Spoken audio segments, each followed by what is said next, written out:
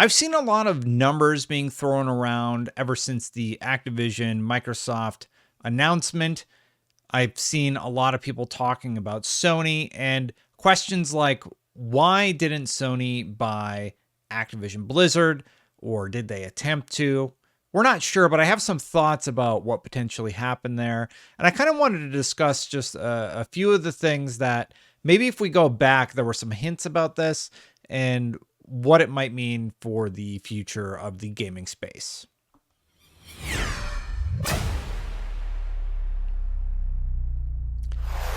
Thank you so much for watching my videos. I do appreciate it. Truly, my lights are green today because I can't figure them out. So thanks for that, lights. If you like my videos, please consider hitting the subscribe button, hitting the bell to know when they go live. So just real quick to recap a few things here. The developers largely who have been speaking out on social media seem rather excited about the purchase from Microsoft. You have to remember that Activision Blizzard is currently embroiled in some really, really terrible stuff with accusations of just a terrible work environment, to put it mildly. And knowing that Bobby Kotick is likely out, well, he's showing up to meetings late and then sort of just being really disruptive for his last few months there. It's a very weird spot to be in. People are a little fearful of layoffs, but for the most part, people are optimistic. The Call of Duty developers are, interested in not doing annualized releases, or at least taking a little bit of a break to sort of revisit the franchise and really make something great, especially after the lukewarm reception to Vanguard, even though it's still probably one of the best-selling games. However, in addition to all that, I have a few notes over here. Investors on the Sony side of things seem to be calming down. Stock is slowly going back up, but obviously they're pretty nervous. They see that there's going to be a massive landscape shift, and it was sort of inevitable. Microsoft has been very clear that they are all in on gaming, and this purchase sort of further solidifies that. Sony is going to be just fine, though. There was this Wall Street Journal article sort of talking about, what they still have great exclusives. They still have, Spider-Man. They still have the Horizon franchise. They still have the Uncharted franchise. They're going to be redoing Uncharted 1. City estimates their loss for this whole Activision thing would be, I believe they specify a year, but anyway, they say about $87 to $260 million per year. That's a hefty chunk of change, but Sony's operating profit is $8.7 billion a year, so, or at least PlayStation's is. So it's a hit, but it's not quite as big of a hit as you would think. I think what's going to happen is Xbox has been looking towards the future for so long and sort of planning for this big strategy to go all in on gaming per se, and it's going to pay off in the longer term, in 5 years and 10 years, because they've been looking beyond just a box, and Sony has been sort of doubling down on the box, but realizing like a year into their console life cycle that, yeah, that's just not going to work. So we're seeing games come out on PC, and they're adjusting their strategy. I want to reference the Phil Spencer GQ article for a second. So Phil Spencer told GQ, and I did some videos about this back in December, Horizon 1 for them in terms of their business structure, not Horizon the video game, Horizon 1, 2, and 3. That's how Phil Spencer and his team views the future. The things that are happening today, Horizon 1. The project's happening in a year or 3, Horizon 2. And the big ideas that might not happen for 5, even 10 years, that's Horizon 3.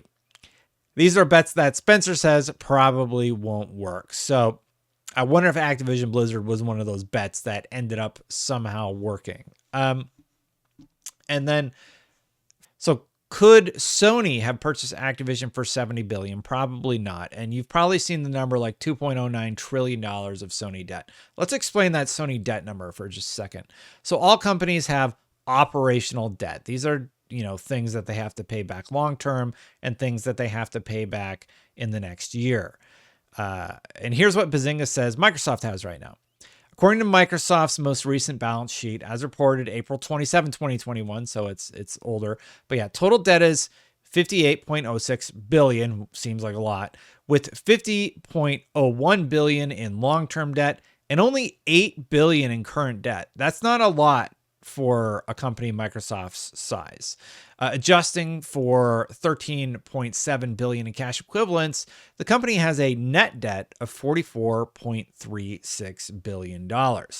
Wow, they're $44.36 billion in debt. Not quite. That's just, debt is just a thing companies are constant, like it seems really fluid. So Sony's total debt is very high. According to Sony Group's most recent financial statement, as reported June 22nd, 2021, like Microsoft, there's a delay on their reporting. Total debt is $2.09 trillion, 773.29 billion in long-term debt, and 1.32 trillion in current debt. So current debt is stuff that you got to pay back, I believe, in the next year, and long-term debt of 773.29 billion. That's stuff you're going to pay back in the future. Adjusting for 1.79 trillion in cash equivalents, the company has a net debt of $305.88 billion. So Sony has 305.88 billion. Microsoft has 44.36 billion. Now I look at these numbers as just a layman who doesn't really understand financial stuff like this. But I think at the time when Activision wanted to come to the table, Sony did not have the ability to make an offer of $70 billion, so they did not. I have to imagine that being in 1.32 trillion in current debt sort of puts you in an awkward spot when an opportunity like that happens. So we know Bobby Kotick was going to Microsoft and going to Facebook and going to all these companies trying to figure stuff out. There's no doubt that he went to Sony, right? And Sony, likely seeing that their current debt is 1.32 trillion, they just didn't have the assets necessary to offer 70 billion at the time. Now, I mean, you know, if you compare 1.32, when you're talking about numbers this big, it's all a little bit ridiculous. But I have to imagine that's the only reason I think like Sony wouldn't just outbid Microsoft. Sony is very, very competitive and has been very competitive with Microsoft for a long, long time. But with all these games coming to Game Pass and everything, it's really going to level the playing field. I think we're going to have these two companies back at almost when Sega and Nintendo were having their heyday, right? I think Sony and Microsoft are really, really going to go at it over the next 5 years. And I think it's going to be good for consumers. And I think it means both companies are going to offer great value propositions for everybody. It's kind of what I've hoped for, honestly. I've hoped for the companies to be more even, and Nintendo's just going to continue doing whatever they want. So yeah. Sony's revenue in 2021. Oh, never mind. Ignore that for a second. So the market value of both the companies, Microsoft is a $2 trillion company because, you know, Windows, and Sony is a $139.85 billion value. And all these numbers, like I said, there's a lot of numbers thrown around in the business world, and I don't have the nuance to understand exactly what implications that has for everything. So I'm just kind of talking about this, looking at it. And honestly, I need to reach out to somebody who knows finances. Like I'll probably reach out to Daniel Ahmad or one of the people on Twitter who understands this better than I do, and just see if they can like explain to me, do you think that the operational debt that Sony had impacted their ability to make an offer on Microsoft? Anyway, I've been going for 11 minutes just talking about numbers. I don't think Sony has anything to worry about in the long run. I think Microsoft and Sony now are basically even. We'll see if Microsoft continues buying. I think Sony will buy some other smaller companies. Sony has been really good about making precision purchases and empowering those companies to make great content for their platform. Microsoft just has money to throw at the problem, basically, right? Okay, you said we didn't have exclusive for 5 to 7 years. That conversation's dead. I already thought it was dead with the Bethesda thing. Now it's just dead. So it's good. I think it's going to be good in the long term. Let me know what you think about it in the comments below. Thank you so much for watching. Has my sub button been going the whole time?